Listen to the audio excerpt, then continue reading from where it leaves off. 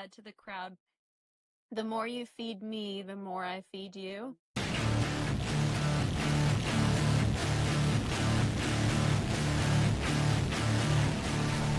Welcome to Frail Fragment's Monster Closet, Season 3.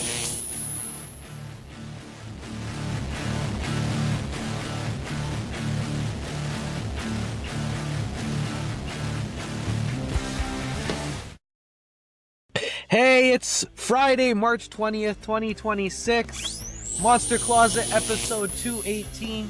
We're here with Carm Lamont, special guest from the band The Copycats, a guitar and singer, cover band, great name. And that's with Kirk Reed from The Reed Effect. He was on our show last week. Oh, good. Oh my God. Yeah, The Reed Effect will be playing with Frail Fragment Saturday, April 18th. At the Horseshoe Tavern in Toronto. Yeah, it's gonna be a really cool show. You know, I just wanna give you a shout out, you and Kirk. I mean, you guys are very close to music. I met you kind of later in life, like last year or the year before that, but you know, yeah, like you guys are really close with to music, and you know, I really admire that. And I mean, you live and die by that sword, and you're battle tested, and you could see that on stage, and it's really cool to watch. And you're a rarity, you know.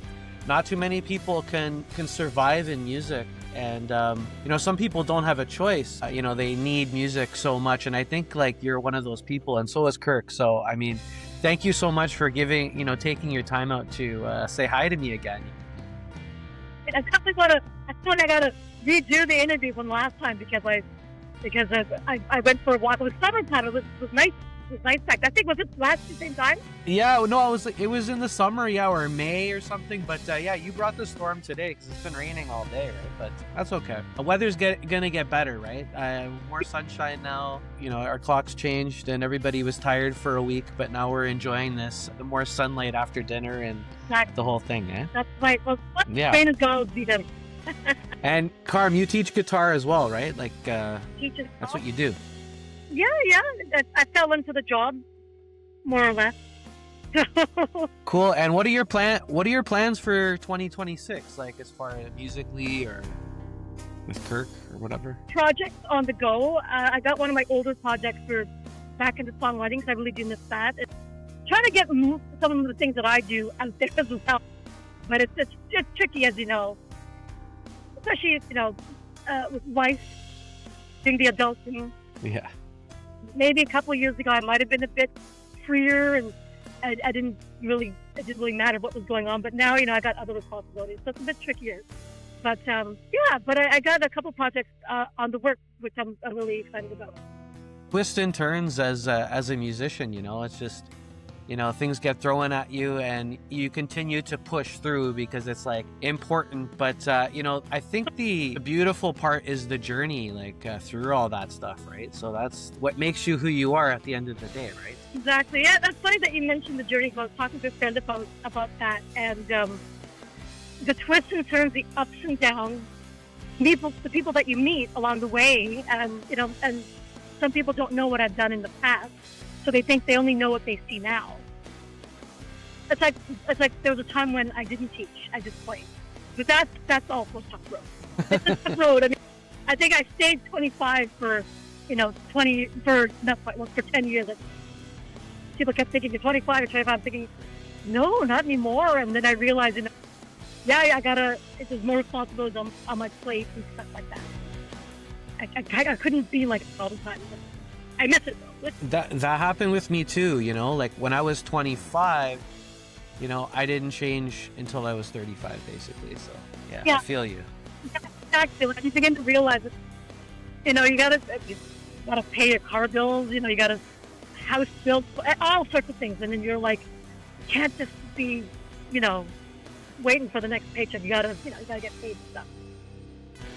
Yeah, for me it was weird. It was always like I smoked for 20 years, so it was always that cigarette. Like I started smoking when I was 15, and I smoked until I was about 35.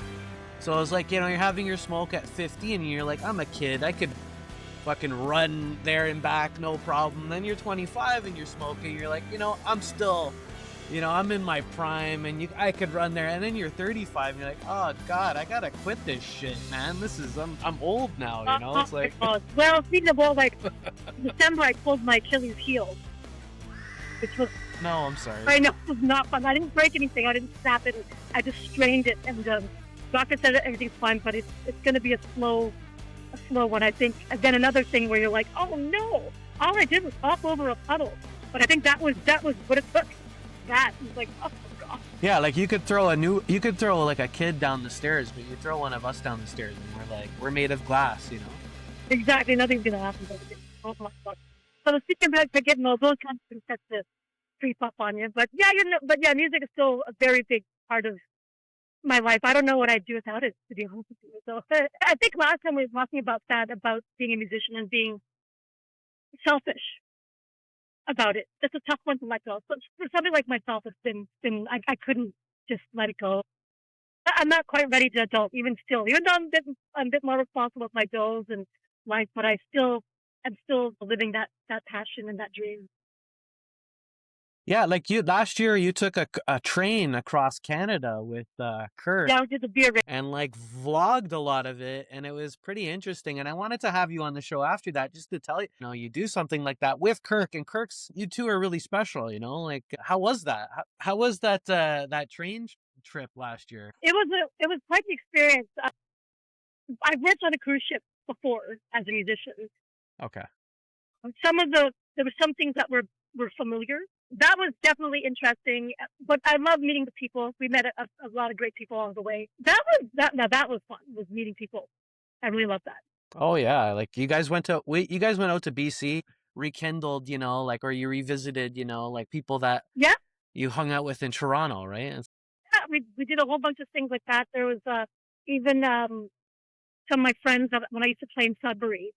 They moved out there, so I got to visit them too as well, which is always nice because I've been playing Sudbury for about almost 15 years, and then when they moved away, it was kind of sad because my reason for playing in Sudbury is so I can, you know, be selfish and hang out with them too. Yeah, music is sometimes it is about being selfish a lot. Did you come up in Toronto? I was born in Hamilton, but grew up in Montreal, and then when we moved here to Ontario. And I think that's when my music journey started. Feeling a little bit outcast. Did they move to Toronto? My family? Yeah, 12. Yeah, we moved. Well, when you moved? We live in Mississauga. Okay. Yeah. Okay. Yeah. And my musical journey probably started just right there, just because Ontario, they don't like the French people. It was a bit tricky to fit back in, but yeah. So music. That's where music. I started to really grab onto music. Did you play instrument? Like, is that when you kind of picked up a guitar, or what got you? Why did you pick up a guitar? Well, because I love music. Music became my connection to the world. I picked up the guitar when I was 16. 16, yeah. After my 16th birthday, I got a guitar. I don't think it was Dad's plan. He was hoping I was probably going to let it go, but yeah, I went full force with it. When did you join a band, and when did you start playing shows and stuff like that? Like, how old were you? Was that shortly after? Yeah, I think shortly after, 17 or 18, I started playing in the high school. Always held shows. Anytime there was any sort of, from what I remember, anytime there was any sort of like event in the school, like, you know, the parents were coming for teacher night or whatever, because, you know, they would open up the school so the parents could be able to walk through the school. I would ask, well, can we play in the cafeteria? Can we put some music together? Can we play so that when people come walking through, they can see that there's a band playing? So some musicians and I would take advantage of any situation so we could play. We would try to play, even if it meant that when the people were coming into the school, we'd be there playing near the entrance all the time. And then, wow. Oh yeah, no, I was all over that. And then I think because I started studying, so I got into Humber College. The jazz program. Wow. Good school. Got in there about 20, I think, and then I don't know, too busy rocking out with my band, so I but I was already you know, ready for it. I don't even know how to. I did lessons for 2 years when I was 12. I got my guitar, but like heard Nirvana Nevermind kind of thing, and like begged my dad to buy me a guitar. Got an acoustic guitar from like Scarborough Town Center, and formed a band when I was started doing shows downtown, like Big Bop and like El Macombo when I was 14, and then like I've been with Frail Fragment, this band, since 2000. I started it writing for this band around 2003, I guess, and stuck with it with my brother-in-law in 2005, and we're still playing together. But yeah, it's like I have a lot going on too, but it's something that I can't give up music. It's not. I can never do it. Myself, it's an interesting situation for myself to be in, because now I'm much older and I've got a lot of adult responsibilities and taking care of bills and all sorts of things. I know I've mentioned that before. That's the tough part, making sure you can survive this world. But it is, especially being a woman too. Like when I meet other women that are not musicians, I'm foreign to them. Unless they are our friends that I grew up with, but most of the time they don't get what I'm doing. So, which is very, and I try to, and it's funny because sometimes I'll dumb it down to like, I'm just having fun, but really it's more than that for me. It's a passion. I know we talked about Led Zeppelin and stuff last time. Like when I hear those songs, I need to do them. Sometimes I hear the guitar riff and I'm thinking, you know what, that's it. When I go home, I'm picking up the guitar and I'm learning hot songs. I want to hear that country. I want to know it. I gotta play it, but not everybody. Yeah, it's kind of like, just to ramble, like when a musician listens to a song, they listen to it with a different set of ears than somebody that like doesn't really know music and they just kind of want something that they can understand really quickly, like a pop song or something, But like with a musician, they, if you're listening to a progressive song or something, you're like, it's for the musician. Yeah. It's like, because that person that just wants something simple to really wrap their head around as quickly as possible to say if they like it or not, it's not for them, right? Like, and that's kind of how being a musician is, right? Like those people can never understand that intricacy of like how we're thinking, or like the connection we can make with something. Right, exactly. Right? It's just, yeah, and you being a woman, it's like, but me being a guy too, it's like, well, like kind of like, when are you gonna mature out of this phase? Like, I mean, you're old now. I'm gonna say that's where it becomes, music is to me like selfish, because it's something that it is soothing. Only the song and the music and yourself is something that we're connected with, that only you'll have that experience with. And it's like I think we talked about it before. Like the first time I heard certain songs, and when I realized, oh my God, what's this? Like the first time I heard, I know it was funny, Walk This Way, and I heard that guitar riff, I was like, what the hell is this? And I didn't even know the name of the song, so I had to wait, because I would play it every couple of days on the radio, so I'd have to wait to go, there's that riff, and then I just remember how changing it was, and I already knew at that point, I'm playing guitar. There's no way I cannot play that. And Aerosmith kicked ass with that, because they could like bang those riffs out, like big riffs for their songs, right? Like it was like, that's what they were good at, like just those crazy like catchy riffs. No, again, I love that whole blues rock thing. Yeah. I just like it. Again, those are the things that I look for, and they make my skin crawl. I'm thinking I need this, and I've only met a few women musicians who actually get that natural drive, and those notes, and feeling them when you're playing the guitar. And anyway, but I always find that interesting when I meet other people and try to explain what it is that I do. Yeah, I'll kind of leave the audience with this. It's like I've talked to a lot of people on the Monster Closet, and I've talked to a lot of people, and you build like skills of, why are you doing this? And it's like, if people are doing this for something outside of themselves, they're not going to be successful with what they're trying to achieve, right? And you come across it all the time in a lot of industries. My experience is like the pop kind of genre, they're running after something that's like they want to manufacture outside of themselves. Like they don't even write the song really, so it's just kind of like, they just want to be out there, they want to put themselves out there, right? Like, so I mean, that is a tough goal, right, because it's like if you're looking for something outside of yourself that's going to make you happy, you're in trouble in a lot of ways too, right? So it's kind of, this is a rewarding thing, like for us, once you're in tune with that jewel that God or whoever it is has given you, and you see your worth and you see what you're worth at the end of the day, you know, it doesn't matter what people you're gonna radiate like something that's very contagious, right? So I don't chase that anymore in music. I chase, you know, the satisfaction of just playing for myself and for people that just appreciate it. I don't do that whole thing anymore. I mean, there was a time where I would say a decade of my career was all about the meetings and the showcasing. So that was hard. And I don't talk about those days anymore. Like, I went through them. And it's, what a different life that music industry was back then. When you had to, you know, prepare your showcases on purpose to, you know, to sell yourself. And then, you know, you go into these meetings and you meet the guy that wants to drag you into the label and blah, blah, blah. And then you talk and then, okay, we're going to do this for another showcase. Oh, man, it was a tough time. It was fun. it kind of makes me Yeah.